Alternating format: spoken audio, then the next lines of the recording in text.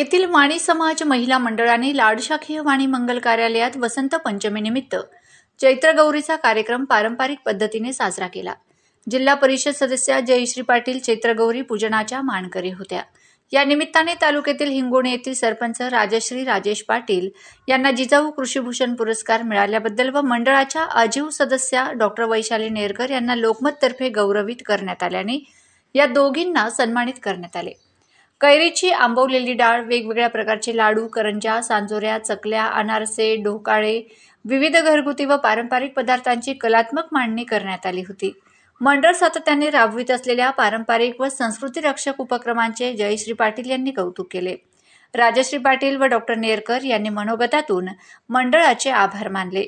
झिम्मा, फुगड्या, लगोरी आदी कालबाह्य होत चाललेल्या खेळांचा सर्वांनी आनंद घेतला। पारंपरिक प्रसाद वाटप झाले। मंडळाच्या अध्यक्षा प्राध्यापिका रंजना देशमुख, उपाध्यक्षा अरुणा अलई, कार्याध्यक्ष ज्योती मराठे, सचिव वनश्री अमृतकर, खजिनदार हेमापूरकर, मनीषा शेंडे, वनिता महिंद, शुभांगी महिंद व सदस्यांनी कार्यक्रमाच्या यशस्वीतेसाठी परिश्रम घेतले। सूत्रसंचालन वैशाली सोनजे व प्रेरणा अमृतकर यांनी केले।